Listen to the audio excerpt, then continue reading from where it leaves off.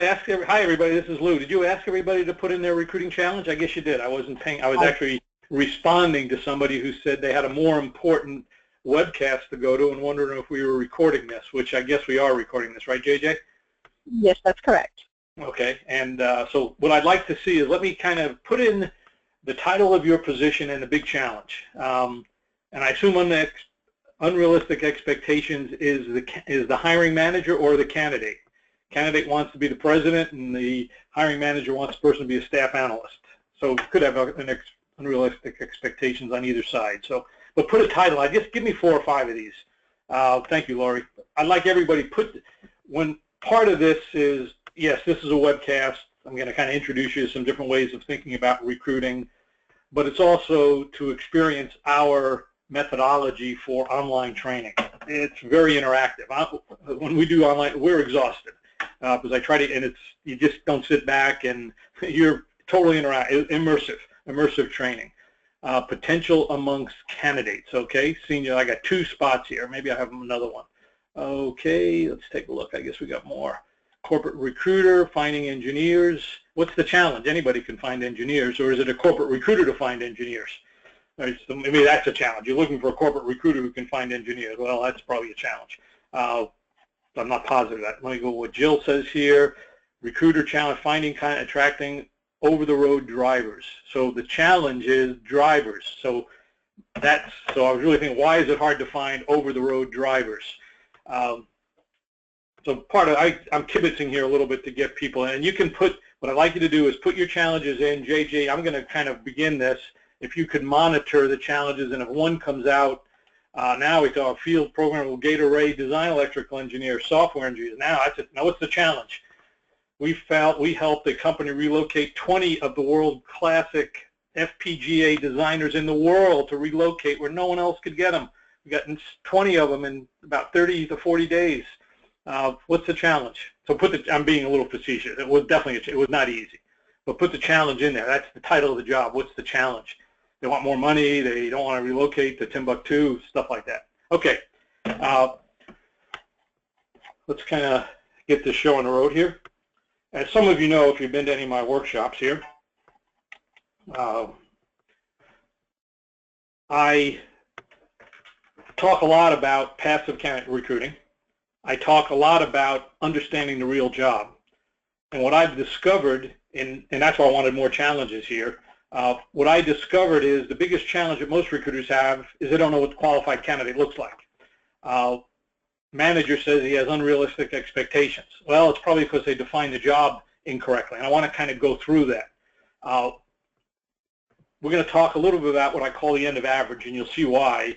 There was a book that came out about 3-4 months ago. Professor Todd Rose out of Harvard. He called me last year, and I'll tell you what he said in a moment. But the idea is he thought that performance-based hiring was one of the few things in the hiring arena that actually enabled companies to hire great people. He found my book, The Essential Guide for Hiring and Getting Hired, and asked me how I created it. I'm not going to go through everything today. I'll give you the very short story of it. But he called some of my clients up who are actually hiring companies or hiring people who, when the companies had unrealistic expectations, they still did it. And we're going to kind of show you how to do it. I have a couple of bonus stars for 2 or 3 people. If you, when I say I've got a bonus star, if you say yes, I want to take you up on that bonus star, you got to send me an email. Well, probably it's right there. Just write this down: info@louadlergroup.com, and JJ will sign you up. But we do have a couple of those, and I'll definitely be giving a couple of them away. JJ, any of the challenges that came out, do they look kind of interesting or something we haven't heard in the last 10 years? Nothing that we haven't heard in the last 10 years, no. Okay, getting qualified candidates to leave for a position for our openings. Well, are the openings any good, Hina? I mean, I say that as simple as that may sound. Well, let me kind of get through here. So here's what happened. Last year, Todd called me up, and he sent me this email. He basically said, I'm doing a lot of research for the last 5 years, and it looks like everything in the world is changing in terms of customizing products, customizing education, customizing medicine for people, except in hiring. And however, in performance-based hiring, you actually kind of figured out what the secret sauce was. And he asked me how I did it. Now, you might want to get the book. He's called some of my clients up. But here's what Todd came up with in his book and how it applies to hiring. First, he has a principle called jaggedness. I'm not going to get into all the details of this. This is like the 32-minute overview of the book.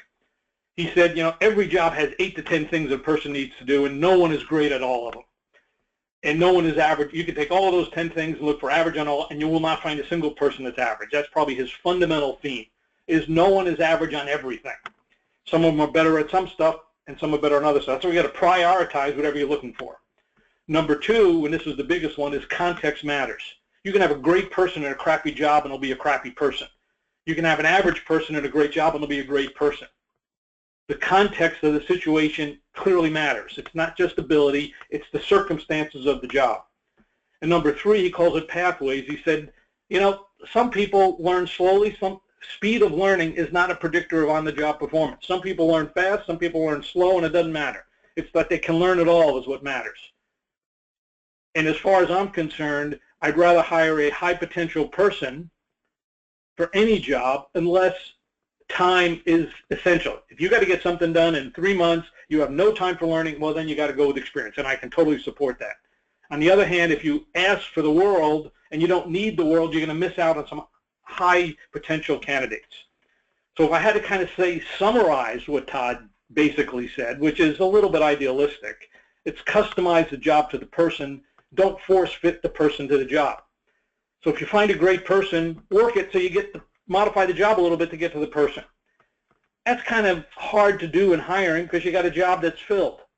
But there is a way to pull it off. And today is what I'd like to tell you how you can pull that off. How do you customize the job for the person? A little bit anyway. So let me kind of go through that as what we're doing. And in the questions panel, I'll be asking you some questions, and you'll be asking me some questions, and JJ will be monitoring that.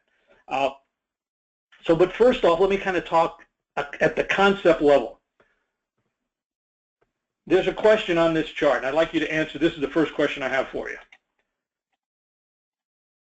If this map is, this whole big circle is a total talent field, everybody who's, all drivers, all engineers, all marketing people, all accountants, that's your talent pool.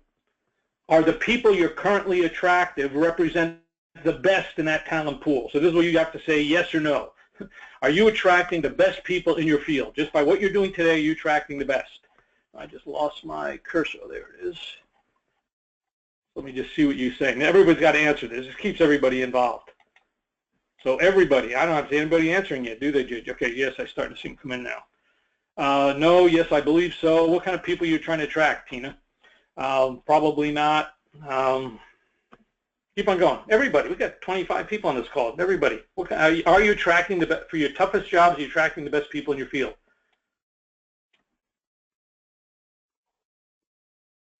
What I've discovered is we audit. We go into company, we look at their current sourcing program, and we just look at them. You got 200, 300 people. You got 200 to 300 people. How many are A-level people? Clearly in the top 25%. Most of them are in this range. No, that's not even true. You got a few people which are above average, which you would call interesting. These are interesting people. The A-level people, they are hot people. But most of the people you attract are unqualified. If you just think about it. So if you actually did a distribution curve, it would look like this teardrop. And what most companies do is they try to raise the teardrop. They don't try to change the shape of the teardrop. They try to raise it. Hey, let's get more A-level people. Let's do employer branding. Let's do more outreach. Let's do more social media. Let's try to get more followers. They try, but they make the teardrop bigger, but they try to raise it. But if everybody's trying to raise it, you're going to wind up exactly where you are. So I have a totally different approach. This is where Todd customizes the job to fit the person. What I do is I look for people on LinkedIn who see that job that I have as a career opportunity. And I only need 10 or 15 or 20 of them. I don't care if they're looking or not. I look for people, and I'll kind of give you a quick example of that. If I'm looking for a product marketing person, a senior manager, I might find someone who's a manager. I might find someone who's a bigger company who would find going to a smaller company pretty cool. I might find someone who's a small company who might want a lateral title in a big company to get more resources and exposure. I might have somebody, but I look for people who would look at this job and say, yes, this is a career opportunity for me. And then I recruit them. I send them a series of emails. I don't send them one email. I send them dozens of emails. Well, I don't just never send dozens. A couple of phone calls, a couple of emails. If I identify 15 or 20 people with 2 or 3 emails and 2 or 3 phone calls, I'll get 15 to 16 of the 20 to return my call. Then I just have to recruit them. But I already kind of know they're going to be good for the job, and I'm going to go through that. So what I do is I find people who would find this job as a career move. I don't wait for people to apply. I reach out. Most of you guys wait for people to come in. I don't wait. I'll target them. I'll call them up. So you guys can react to people who apply. I don't care about that. This is what I call less is more. I don't need everybody. I just need 15 or 20. And I can find A-level people. I can do it quicker, and I can do it in lower cost. Other than I charge a fee as an outside recruiter, but so the cost will be the same. But my internal cost to hire these people is lower than anybody else in the world. You can spend all the time you want getting B-level people. I can spend less time in getting A-level people. That's just, so this is the process I have. And I want to kind of go through it. I became a recruiter. Let me just kind of give you the very 1-minute overview of who I am, which you might not care, which sometimes I don't blame you either, to tell you the truth. But I was not always a recruiter. I have a background in engineering. My first job was working on intercontinental ballistic missile guidance systems. I got into manufacturing. I got into cost controls. By the time I was 30, I was running a manufacturing company, hated my boss, and quit, literally, 4 times in 1 year. Became a recruiter because they seemed to have a better life than I did. But because of that background, in fact, my first assignment, I remember, so I knew the president of the company because he and I worked together at a manufacturing company. He was looking for a plant manager. He said, I need somebody who can walk on water. And I said, Mike, what does this person need to do to walk on water? And he said, what do you mean? I said, let's walk out to your plant. I want to see what you consider walking on water looks like. But that, one would contend that's unrealistic expectations. I just said, okay, what does that look like on the job? We spent 45 minutes in this plant. And this was a company making hot rod wheels, chrome wheels on hot rods in the late 70s. This was Southern California. Chrome line was terrible. Chemical deposits were terrible. It was poor quality around the board. Material supply was moving around the plant left and right and back and forth and over the lines. The purchasing was terrible. The logistics was terrible. The plant labor performance was terrible. We said, okay, the person's got to fix these 6 things. If they fix these 6 things, will you consider the person walks on water? He said, absolutely. So it wasn't unrealistic expectations. He couldn't define the expectations. So when you have unrealistic defined, that's what I put in the book. I said, hiring is just a process, but it starts by knowing the job. 5 years later, I put an audio tape together through Knight & Conant. 2 years ago or 3 years ago, I put another book, which kind of was the 4th edition of Hire with Your Head, the Essential Guide for Hiring and Getting Hired, which also focuses on what candidates need to do if recruiters and hiring managers screw it up. But bottom line, it all focuses on this concept of less is more. Define the work you want. 4 things. Define the work you want as a series of outcomes. The best people don't look for work the way average people look for work. So I'm going to go out and find 15 or 20 people. I don't need the best. I just need to find 15 or 20, and I'll get referrals of other 15 or 20 if those aren't the right ones. But I'm always working with 15 people at most. And either they're going to wind up being a candidate, so they'll know somebody who's the candidate. Then I got an interview. I don't know if you guys have ever had this situation. I'm sure you have, because I asked it to 200 people yesterday. Have you ever had a situation where a hiring manager blew the interview? Or somebody on the interviewing team blew the interview? You had a great candidate, but who was poorly evaluated? Well, very early on, after about 3 or 4 years, I was losing good candidates for a silly reason. So I worked very hard at becoming a good interviewer, read every book, sat in meetings, came up with our 2-question performance-based interview. And I had enough evidence to defend my candidate, assess my candidate, and create a career opportunity, because that's what you also have to do. You never had enough money in the budget. So the 4th component is you got to convince these people that the career move is more important than the compensation. And none of these things are hard. I'm going to kind of give you the overview of some of them today, but I'm going to focus most on the performance-based job description. But the idea is it's a different way of thinking. Less is more. I don't need everybody. But I do need, and what I always look at, I have some metrics here in the bottom right here. My big thing is I'm not going after average people. I'm going after the top 25%. If I do it right, I only need 4 candidates. Why would a manager need to see more than 4 top 25% people? Makes no sense. The only reason they need to see more than 4 is because they're not top 25%. Let's be real frank. So then they settle on somebody who's maybe average. But then I implement what I call, and when we go into audit a company, we audit the teardrop. What is the shape of your teardrop? It's typically because the sourcing is the complexion of the total of the people in that teardrop. And I said, what's the source of these candidates? Most of them are off ads. Well, we say, no, we're not. We're going to change the methodology in which we source candidates. 40% are going to be focused on whatever group we have. 40% are going to be through direct referrals, calling people up and getting a direct referral. Another 40% is going to be doing Boolean searching and sending out a campaign of emails and phone calls. The other 20% is going to be from compelling advertising. So if I have 5 people, 2 of them will be direct sourced and cold called and recruited. 2 of them will probably be off employee referral program or Boolean search, and 1 will probably come off a great ad. But now that I've got most of my candidates aren't looking, 80 to 90% are passive, I've got to make sure that every single person of that A group, it's only got 15 or 20 people in it, I've got to get 80% of those people to talk to me. So we track the yields from the top of the funnel down. And the funnel looks like this. And it's a different kind of funnel. So now I want to ask you another question. Most people have built, in most companies, when you look at actually the process they use, they drive people to the apply button very quickly. When recruiters talk to candidates, they box check skills. When candidates call recruiters, or a recruiter calls a passive candidate, the candidate wants to know what's the money, what's the title, what's the company. So it's very transactional. So the question I have for you is, and that's okay if you got if you got a surplus of great people, but I want to ask you this question. For your toughest people, for your hardest jobs to fill, the most important jobs to fill, is there a surplus of great people or a scarcity of great people? Just put the word surplus or scarcity in the question panel. I'm asking you the question, that's your answer. Is there a scarcity of great people or surplus of great people for your toughest jobs or for your most important jobs? JJ, what do you see coming through here? I see all scarcity.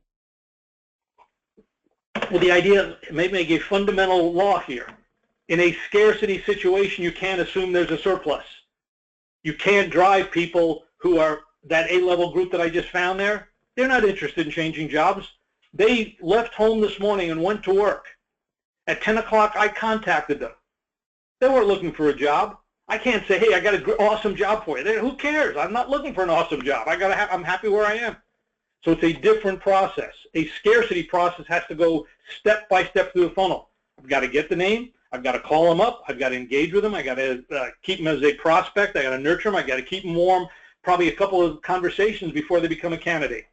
So even this line between prospect and candidate on the funnel is not just one call. It's probably 2 or 3 calls.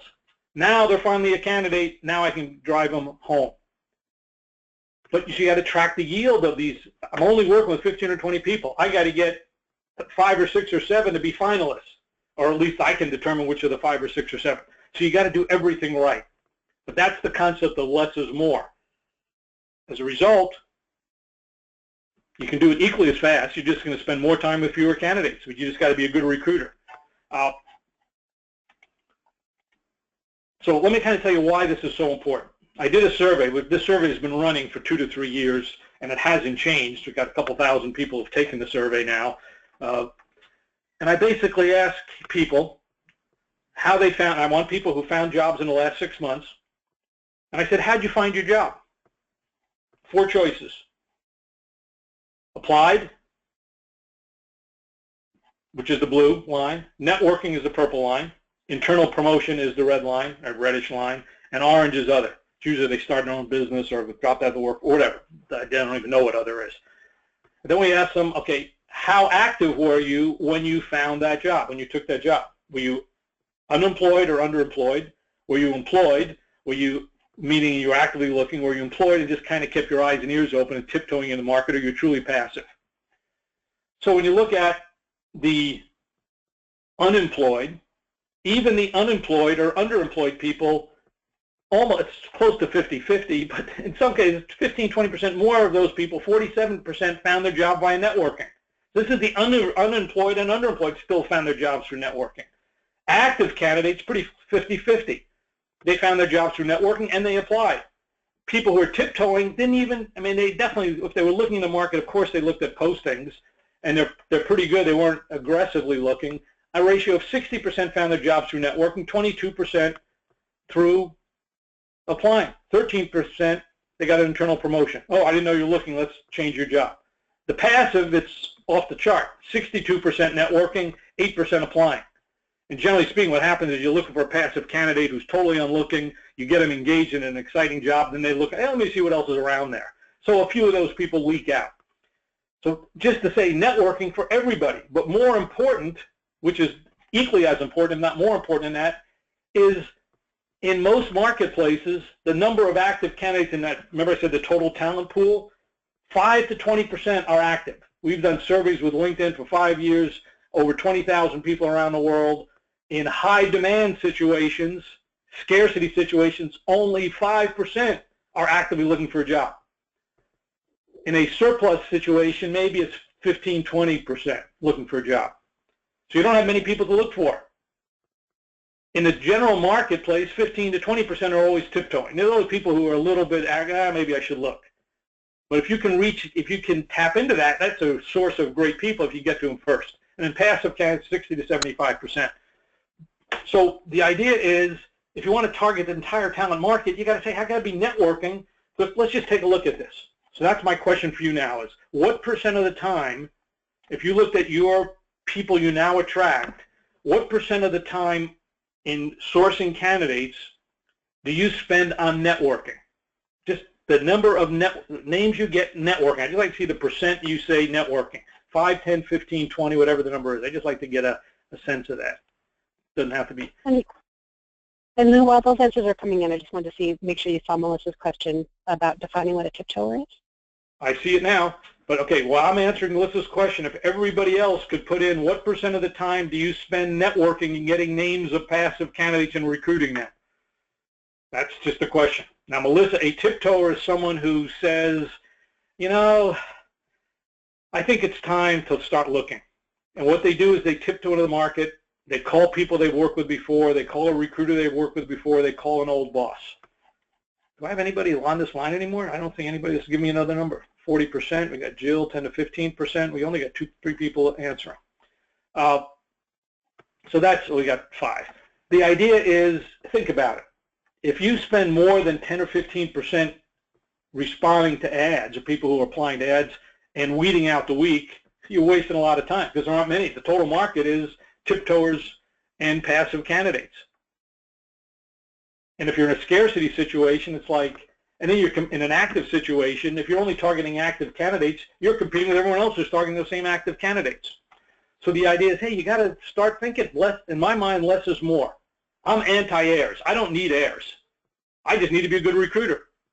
And in our full-time class, I don't think I'm going to get into much of that today, I can show you how to find people, cherry pick the people, and call them up and recruit them. So there are really 2 talent markets, the surplus strategy and the scarcity strategy.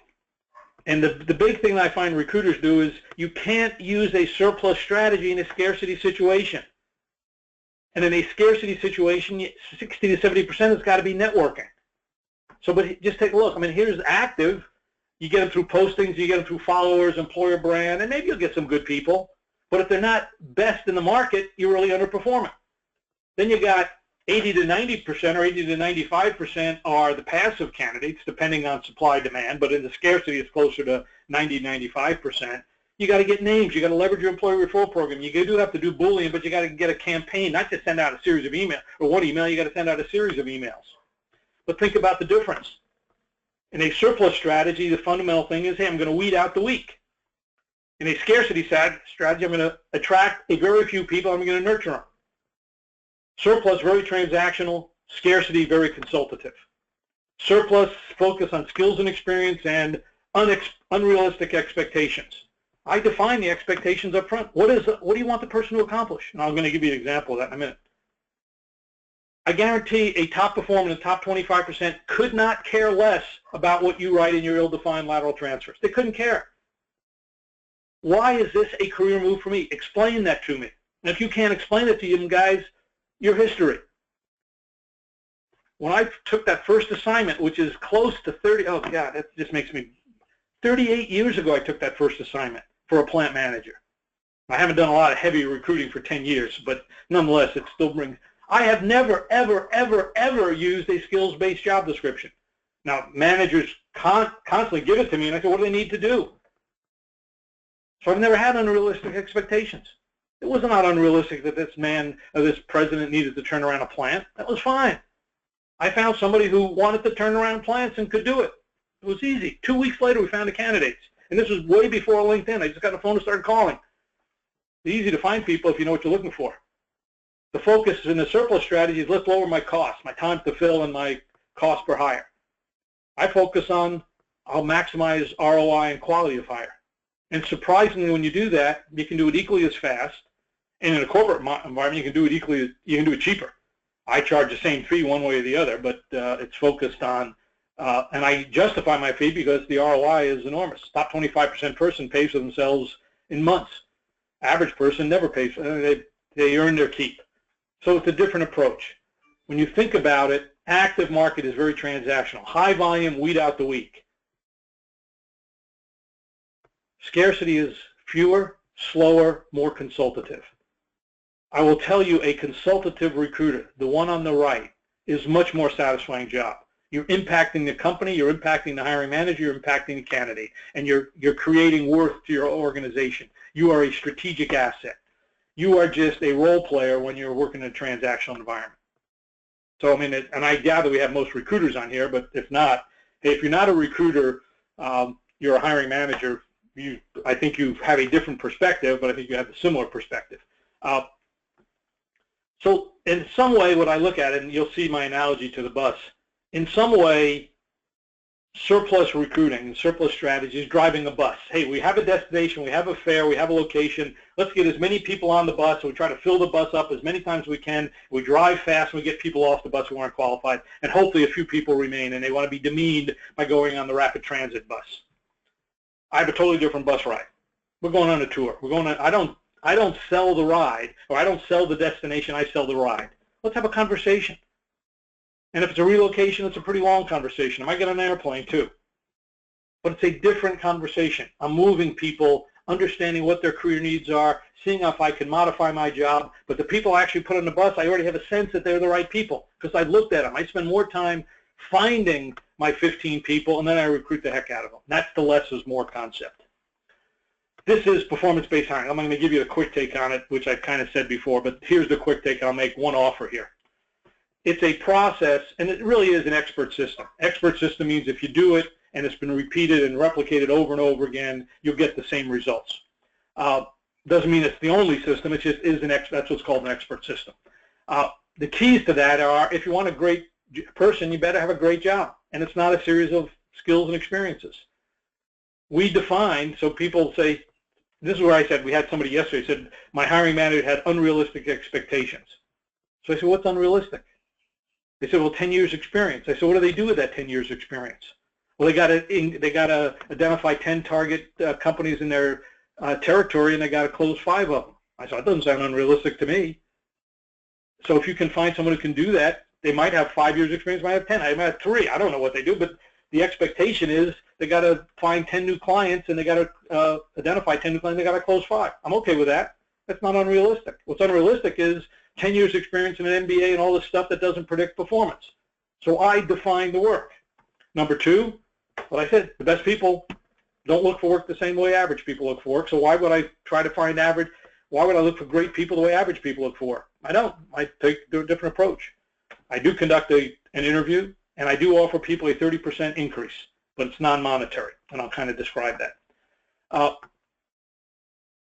So I think, the first thing I'm going to do, then I'll describe it now. If you're a recruiter and you can get your hiring manager, I will spend a half hour with, you got to get them both there. That's not optional. And I'll walk you through how you can take a job description and create a performance-based job description. I'll describe the methodology in a moment here, but that's the first offer I'll make. If you're interested, info@Lou Group, and we'll make sure that if you can get your hiring manager together with a recruiter or vice versa, happy to do it. But here's the issue that most people have, and I think it's, and maybe I fell into it, but I'm not positive. When I started as a recruiter, because my background was engineering, manufacturing, cost, and finance, I just asked the person, what do you want the person to do? I had no problem walking into the manufacturing plant. I placed a lot of engineers, had no problem, or engineering manager. Let's just walk through I just want to see what you're building. What are the challenges? So I mean, I had no problem ever doing any of that. What turned out is I started getting into medical device manufacturing, and it was very high tech, something I wasn't familiar with. By not knowing the work, I actually became less effective recruiter. So I just said, now I got to spend more time knowing the work. That was the difference maker. But what I always ask managers is, I did this, but let me ask you guys this same question. If you hired a great person, and the person starts, let's assume this is the end of April, let's assume the person starts mid-June 2016, 6 weeks from now, 7 weeks from now. You've hired a great person for that job that you've just put in there. Hired a great person for the job you said is your biggest challenge. It's now, let's go fast forward to mid-June 2017, a year from now. And the hiring manager calls you up if you're a recruiter, or if you're the hiring manager, you tell your recruiter, hey, I really like this person. And the recruiter says, or anybody says, what made this person a great person? This person truly is an extraordinary person, walks on water. And I just say, how do you know? What did this person do that made you feel that way? Just put in the characteristics of an extraordinary person or top 25% person.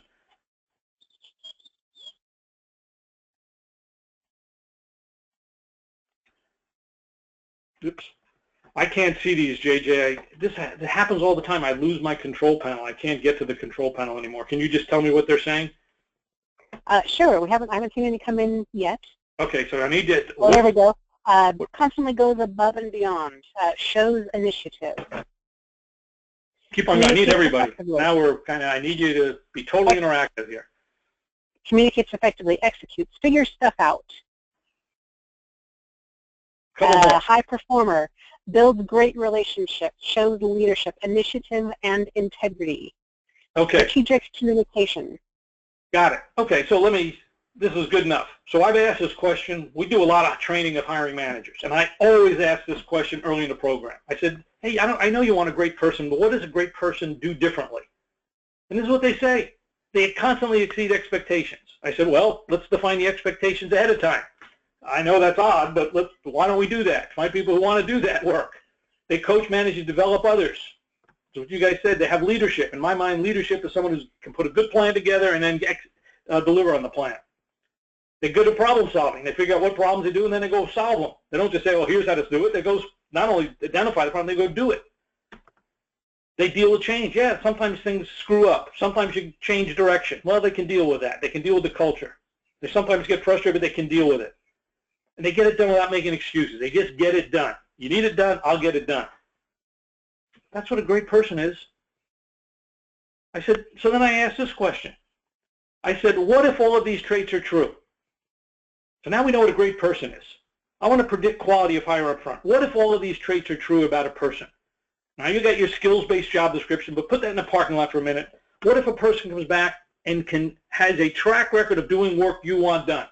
Would you at least see that person? Most managers say, well, maybe. So what if the person, I got to see if I can move this now. What if the person's good at problem solving? You give a job-related problem and they really understand all the implications of that problem and they tell you how to fix it. Yeah, I'd see that person. This is just, I don't even say hire the person. I said, what if the person clearly has been recognized for being in the top 25% of their peer group? If they're engineers, they get bigger, they get the toughest engineering projects ahead of their peers. If they're sales, they get the toughest accounts. If they're marketing managers, they launch products quicker. Whatever they do, they have a track record and they've been promoted for doing great work. You give me those three, I'll not only see the person, I'll hire the person. And most managers say that. I said, what if they work well with teams? Teams just like your needs. They work with the same kind of customers, the same kind of people they work, and they collaborate effectively, and they're recognized for working effectively with teams. Yep, I'll see that person, I'll hire that person. And of course, they couldn't have done that unless they had the level of skills needed. Oh, you're right. Never thought about it that way. Of course, they couldn't have done all that unless they had the skills. So I said, let's focus on the outcomes before the skills. I said, but we're not done yet because the candidate might not want to do this work. You might want the candidate, but does the candidate want your job? Because the candidate's got multiple opportunities. We're talking about a top 25% person. So from a candidate standpoint, it certainly wants to work with you, the hiring manager, and has to fit the culture. If that doesn't work, it doesn't matter whether the candidate's capable or not. The candidate has to see this as a career move, and I call it a 30% solution, and I'll give you that in a moment, but essentially it's a bigger job, faster growth, more satisfying work, bigger impact. Non-monetary 30%. I'll show you how to define that. And they have to be motivated to do the work you want done. You get all those 8 conditions right, you've hired an A-level person. And you can score all of those on a 1 to 5 scale or 1 to 10 scale or an ABC scale, and you put a number to it, and you predict pre-hire quality of hire. And then you can look at the same things afterwards and rank every one of those same things afterwards and see what you got. So here's how you measure quality of hire. Not difficult if you know what you're looking for. Unfortunately, most companies don't know what they're looking for, so it makes it very challenging for them.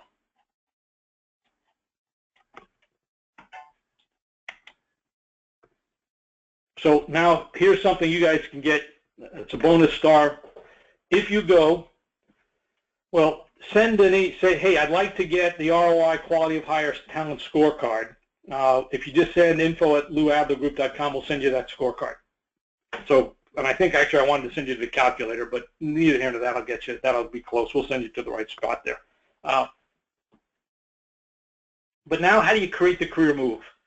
This is the problem of transferring from a skills-based job description, because I said typically in a surplus situation, we filter people in and out on their skills. I want to shift, and this is really the basis of the end of average. That will only get you average people at best, because the top performers don't care. There's not one top performer in the world that you'll ever find that says on January 1st, New Year's Eve or New Year's Day, they say, yes, I got another year of experience doing exactly what I've always done. And that's what your postings say. Get more experience doing what you've done, do it with us, because we got some better employer brand with a bunch of hokum. The best, maybe an average person who's economically desperate might go for that, but certainly not a top performer. But when you think about a job description, and let me ask some questions here, and you can give me the answers, JJ, but I kind of know them anyway. Hold on. Maybe I can get here now. Somehow I did get it here. Have you ever met someone who's got all the skills listed on a job description who is not a top performer, has everything listed but is not a top performer? Ever met anybody like that?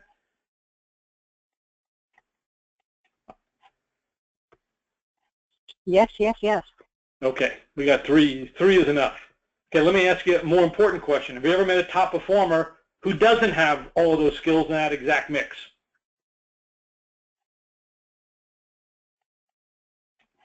Yes, of course. And then every 100, I can see him now, JJ. So, but it's okay. Now somehow I got control of the.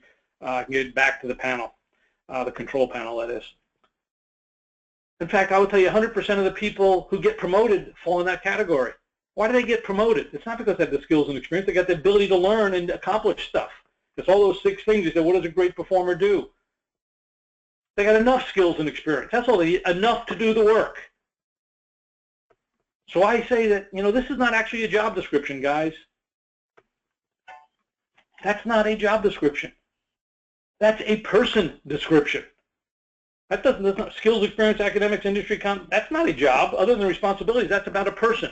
I said, let's put this in the parking lot. Give me some unrealistic expectations of what you want this person to accomplish. And every single job in the world can be defined by 5 or 6 performance objectives. Sales is grow sales, build the territory, build a team, leverage the internal resources. For marketing, it's something about launching a product line, work with engineering to develop the product line. For anybody who's in management, it's build a team and support the growth plans of the company. And anybody in any function, hey, you might have to evaluate the accounting process, the engineering process, the design process, the recruiting process. They do stuff. I don't care if a person has 1 year or 20 years. I got to do it. I got to accomplish that work. And that's the issue, is that the years of experience doesn't Predict it. They got to do the work, and don't compromise on the. And I'm okay with never compromising on the unrealistic expectations, as long as they're performance-based. Give me a little relief on the skills, the level of skills. They have to do that work. They got to prepare a plan. They got to develop a new product spec. They got to design a circuit to reduce battery life or increase battery life in the iPhone or the iWatch from 1 day to 6 days. They got to do it. Fine. And they got to do it in the context of your environment, your culture, and your manager. That's how you define. That's how you shift to a performance qualified. Now you got to convince a candidate this is a career move. At least you got something to work with. If you don't know what the job looks like, how can you compare a career move? In my mind, a career move is the difference in what you're doing today and what you could be doing with us. And you're not going to figure that out in a half-hour phone call. What you can figure in a half-hour phone call, we'll have a conversation about it, see if we can even get there. No, have another phone call. This is the shift from skills and experience to performance qualified. If you do not make this shift, guys, you will never hire people in the top 25%. You'll never go after the 80 to 95% of the people in the talent market who are passive candidates because you got nothing to offer other than money. And people aren't motivated by money other than the first 60, 90 days.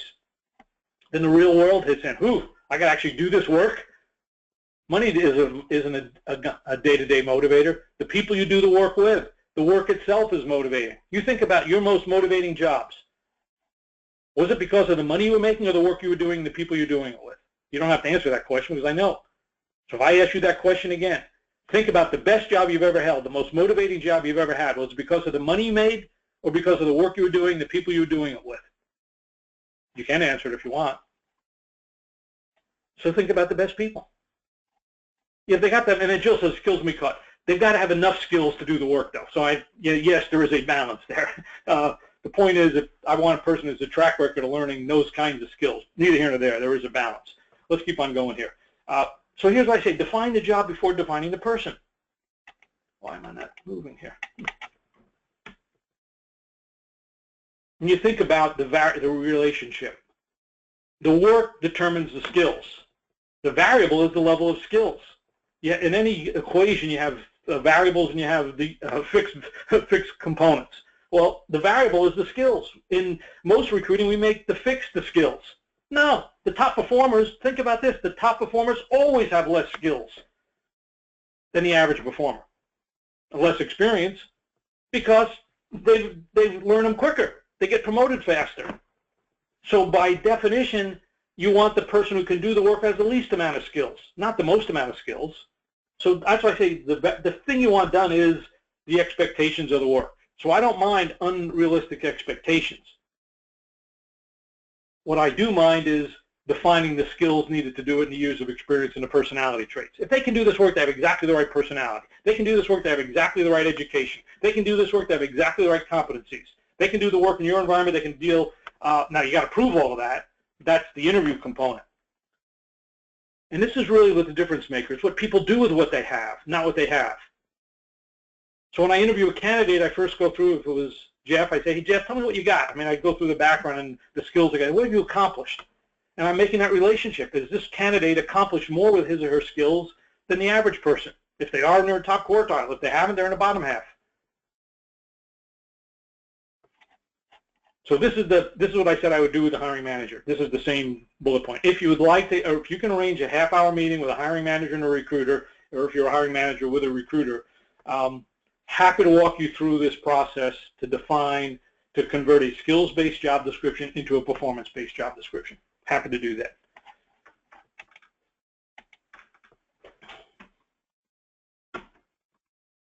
Then the other part is that you really, as part of it, once we define the actual work that needs to be done, I also do it this way. What is the person, why would a top person want this job? That's the employee value proposition. Why would a great person want this job? I mean, it's usually some big thing.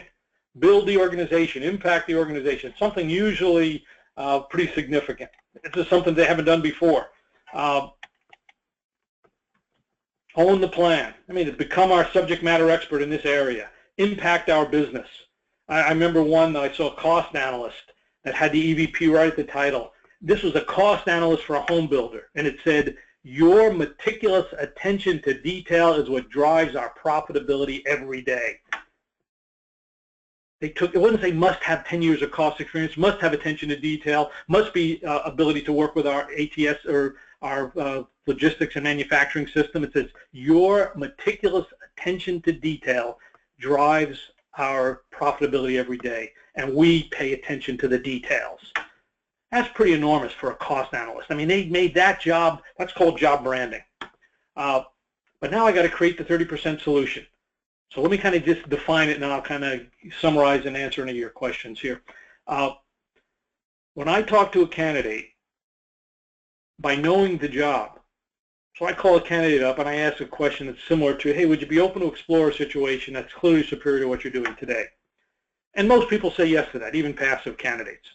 If they're referred to me, they 100% say it because there's an acquaintance, there's a relationship. But then they say, what do you mean by it? I said, what's the definition of a career move? I said, well, for this really to be a career move, and if they don't ask, I just tell them. I said, to be a career move, I have to give you, this job has to offer you at least a 30% increase. Now, 30% is not money, though.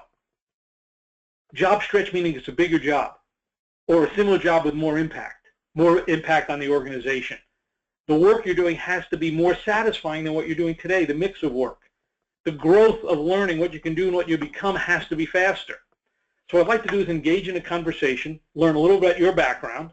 In fact, why don't we spend 3 or 4 minutes going through your LinkedIn profile. I'll tell you a little about the job, and we'll see if we can find this 30% together. I'm not sure that we can, but let's just have a conversation. Worst case, we can network. That's the setup I have. And I tell people, if I can't get you 30%, don't take the job. Don't overvalue the short term for the long term. To stay on a growth path, you have to be getting 30% increase. Now it's worth a career move. Now these are people who are passive candidates. Active candidates are more concerned, I just got to get back into payroll.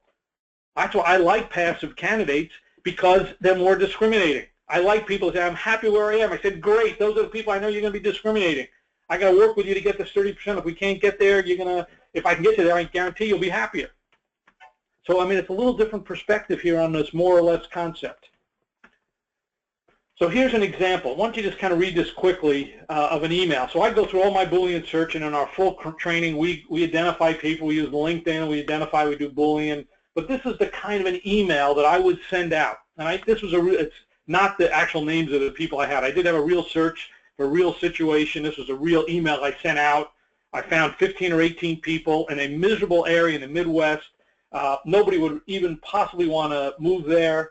And yet I identified 17 people who I didn't think would want to move there anyway. I found 6 or 8 of them that said, for this job, I'll move anywhere.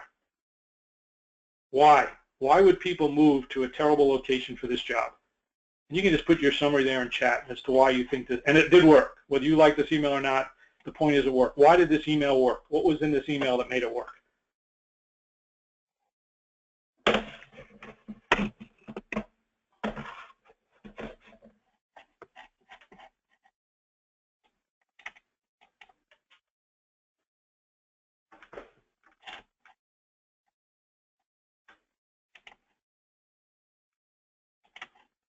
Certainly has to do with this.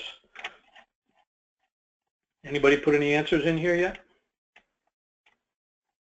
It presents a challenge, and I captured the candidate. This one I said, what's the intrinsic motivator? Actually, I knew that when I was talking to the CEO because I did do the search. Now, I identified about 22 people on LinkedIn. It might have been 23 or 24.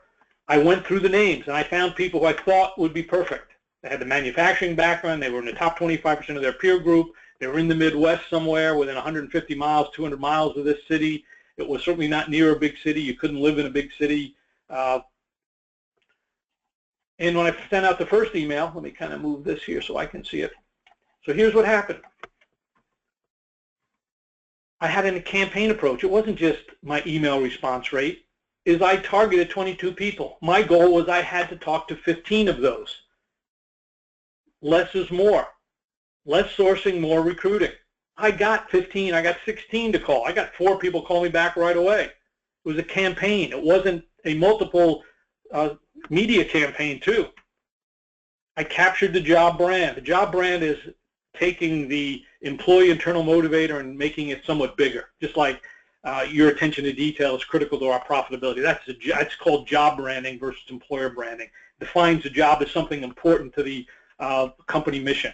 Well, in this case, the job brand was the internal motivator was you'll get a strategic table and you're going to be implementing a whole HR policy. I emphasize what they're going to do, learn, and become. I told the story. And by the way, where are the skills listed? Do you see any skills here? You see a single skill listed in this email. A single must-have. Now, I only found people who had MBAs. I only found people who were already HR leaders, directors, or senior directors in companies within that area. The job was a VP level job, but I only went for people who were senior directors, or I found people who were VPs in smaller companies. So I knew that these 22 people would instantly see this was a bigger job. So I knew that there was 30% before I even contacted these people. I already knew they were in the top 25% before I already contacted these people.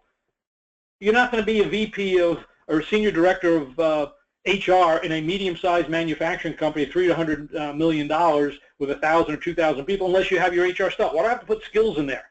Why do I have to put competencies in there? I mean, what's the point? If they've already had that level, why would I have to even, why waste my time demeaning somebody? This is the less is more concept, guys. I warm up. I said, hey, well, one of our board members will get back to you in 24 hours. True story, true email. The names aren't true because I redid the search. Exactly worked, exactly what I just said. We focus too much on skills. I focus on outcomes. Hey, now if a person couldn't do that work, I don't care how many skills they got. But if they can do the work, they got all the skills they need. Of course it was compliance, of course it was handbook, of course it was integrating the HRIS, all that stuff. Why have to put that in there?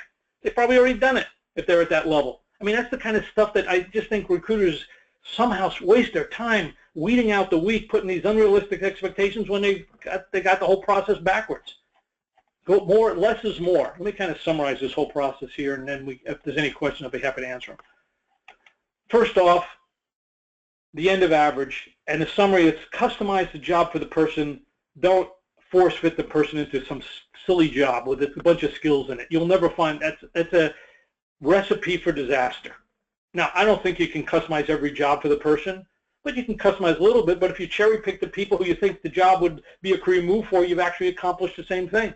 Few people who see the job as a career move. Less is more.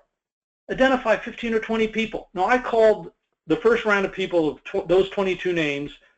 I think 6 or 7 actually were interested candidates. I probably found 2 or 3 that I liked that I would present to my hiring manager. But there was 10 or so other people. I said, well, who is the best person who would do this job? Most of the people were too heavy for the job.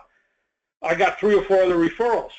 Actually, I probably got more. I got 10 or 15 other referrals, but 3 or 4 others. So I now had 6 people, 3 from the core group, 4 from the referral group, and I picked the top 4 to get the job that I sent in, and they hired one of them. It was no big deal. I had the candidates within 5 days. Tough search. Most people said unrealistic expectations. Wasn't unrealistic to me. It was pretty straightforward because I understand how to recruit from the top of the funnel down. Don't use a don't use a surplus approach in a scarcity situation where you want to go after the top 25%. Performance-based hiring is a business process designed to do all of that. Define the job, find great people, interview them accurately, and close the deal based on the 30% increase. Make sure you convert from skills to performance. If you focus on skills, you'll never hire the top 25. It would be pure random luck that you do it, unless you're an employer of choice. You can drive the bus, the Metro bus, all you want, looking for active candidates, and it's frustrating, and you just go around and around and around. And that, I think most of you guys feel, if you're in a corporate environment dealing 20, 30 recs, it's just driving a transit bus. Same old, same old. I'm driving a tour bus. I'm affecting a person's life. And I'll go after a few people, and I'm very comfortable recruiting. And I'm willing to give people a 30% increase. So I'll open up the Q&A. Got a couple of bullet points. First off, again, if anybody's interested, send an email, info@louadlergroup.com. Demo of performance-based qualified versus skills and experience qualified. Calculate the we'll send you to our calculator. We'll send you to calculate the ROI of quality of hire. So if you want that, we can do that for everybody. In fact, maybe we'll put that in the email. If we haven't written the email already, JJ, maybe just direct everybody to ROI quality of hire. If any of you would like, this requires, you can audit, one of you from one recruiter can audit our LinkedIn Masterclass. I don't know when the next one is, 3 or 4 weeks from now. It's a 2-hour and 11-minute class where we really dig into building the 15 or 20 people. We really get into the bowels of that. If you audit and willing to report back, formally report back your senior leader, your talent leader, will let you audit it. We only have 2 or 3 seats for that. But we do have for talent leaders, if you'd like to audit our basic performance-based hiring recruiter workshop, it's online, we let talent leaders audit module 1 of that. So those are the offers we have. Let me open it up. If you guys any questions, happy to answer them. If not, wish you guys the best luck hiring great passive candidates. But remember that less is more. So I'll open it up for questions. If anybody has them, happy to answer them. And if anything came in earlier, how do you identify? Yeah, that's actually a good question, Jeff. I call it achiever terms. So if you look on our resource section or you look at any of my articles, achievers, when I do a Boolean search, I call it clever Boolean. I'm not interested in, this is why I say it's the anti-airs. You have to be decent at Boolean. You don't have to be great. You just got to be great at separating the wheat from the chaff. So if I was looking for a top engineer who's a software engineer, let me call it just a general engineer because I can't remember the name of the honor society, I might just put the term Tau Beta Pi in parentheses. Tau Beta Pi is the engineering honor society. You not only you have to get into Tau Beta Pi, it's the Phi Beta Kappa equivalent. It's not just being smart, you also have to be involved in the college community and some leadership roles. If I'm looking for someone in sales, I'll put the word quota or award. If I'm looking for another engineer, I might put the term patent. It's words that I'm looking for that I will search in Boolean. Even the word award or honor or scholar or fellow would indicate, hey, I got 25% terms. So that's actually how you do it. You just got to find what are the achiever terms that you would look for in a candidate's profile, and they're very clear there. So you narrow it down. You go from 1,000 people to 250, then you kind of narrow it down a little bit more to get to the 25 you need, but that's basically the way to do it. Is there anybody else? Let me take Jill's question. No. Anybody else have a question here? I guess that was the only question, JJ? I didn't see any others. Yeah, that was, Jill just put in one. What advice do you have for recruiting blue-collar candidates for others who may not have a LinkedIn profile? Okay. Who do blue-collar candidates work for, Jill? Let me ask, it's a simple question. You're talking about a plant maintenance engineer over at the Axle plant down off Tennessee that's making the brake systems for the new Toyota? I don't know. Is that what, I suspect that the plant engineer knows those people. He might not have them linked on, but what I do is when I reach out to people, I don't look at LinkedIn as a database of names. I look at it as a network of names. So if I'm looking for blue-collar candidates for a job, truck driver. Now I notice though I see a lot of truck drivers on LinkedIn, so that's what you're looking for. But who would know a truck driver? Well, I know the dispatcher might know some folks. So I'm starting to look at who do these people work with. I know when you go to the shipping dock, the logistics manager at every single facility at the port of Los Angeles knows these people. Well, I'm going to then contact those people. So I try to get referrals of people who have worked with these people. Now, many of them are on LinkedIn. If you have LinkedIn Recruiter, you can actually search on their names to see if there are any. There's probably going to be a few, but on the other hand, I would just find people who know those people. And that's kind of it's not the full answer, but it's partially how you get there. Let's take one more, JJ, if there is one. If not, let's call it a day. In other words, how do you apply this to those who are initially unresponsive? And that was a follow-up to his previous. No, I'm reading this one. In other words, how do you apply less is more to those who are initially, well, I would have to say 90% are initially unresponsive. So let me give you an example. I had an HR search in San Diego. It was for a high-tech spot. It was last year. High-tech company in San Diego, California is a medical community. It's not fast growth, not high-tech, and this company was growing real fast. This person was going to be responsible for implementing Workday and integrating all the HRI systems, and the company was growing real fast, so they had to do it on the fly. So I found 20 people LinkedIn, and they were hard to find. This was it. There was not a single other person in San Diego who lived there this was it. I scrubbed it. It was hard to find it. So I didn't have a choice. My goal was I will get 15 people. The first email that went out, pretty good, only got 3. Second email, got 2 more. I then had my researcher call every single person, got 3 more. I then sent a personal email to everybody and called them. We finally got 13 or 14 The best one was a woman who was a senior manager at a major consulting firm who was leading these things nationwide. And I knew she was way too heavy for the job. But I just said, hey, let's meet, let's talk. Because I knew she connected to a lot of people. So I said, okay, maybe I'll have to reach out and get a relocation. As I was talking with her, she told me, I had lunch with her, she told me that she was going to become a partner at this firm. And it's a firm everyone would recognize. And my job was maybe 160, 170. She was already at 2.25, and she'd be a partner, and she's probably at 250. And I said, you don't sound happy about that.